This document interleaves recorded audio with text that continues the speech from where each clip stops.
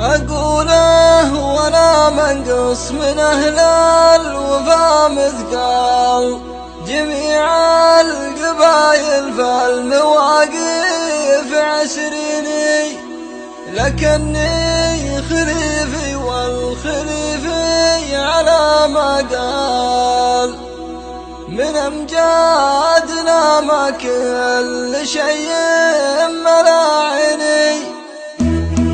حصريا على قناة مصمم الهيك. مسا الخير يا ربع لهم طالعنا من سلسلايل هلا العليا وروس الشيابيني، فرقنا بطيب الفعل لا عدة الافعال فعول عليها في الزمان البراهيني. يوم ان الوضع في نجدي يحتاج الى خيال اخذنا وسام الطايله في الميادين، لنا هيبة من قوها تردع العيال، لنا ضربة تقطع قلوب المعادن، فعول عليها واسمنا واقرب الامثال مثل فعل بن سحمان يوم الاكاويني، له ضربة فالخصم منها العقل يهتر على دربه قد عاين وفضل عيني. يا عنك النبى فارسني يا عد والابطال، يا عنك النبى سلطان ضمن السلاطين، اقوله وانا منقص من اهل الوفا مثقال جميع القبايل فالمواقف عسريني، لكني خليفي والخليفي على ما قال من امجادنا ما كل شيء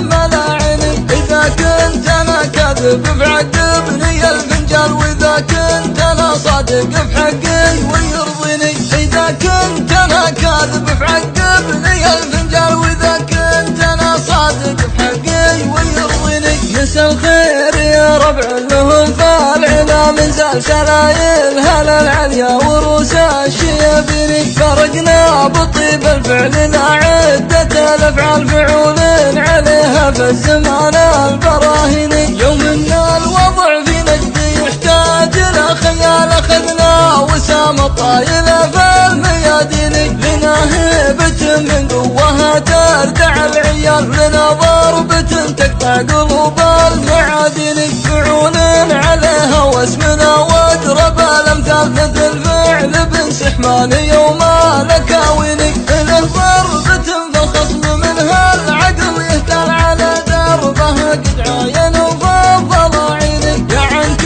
النبى فارسني يا عد والابطال، يا عنك النبى سلطان ضمن السلاطين، اقوله وانا منقص من اهل الوفا مثقال جميع القبايل فالمواقف عسريني، لكني خليفي والخليفي على ما قال من امجادنا ما كل شيء ملاعيني. اذا كنت انا كاذب فعذبني الفنجال، واذا كنت انا صادق في حقي ويرضيني، اذا كنت انا كاذب فعذبني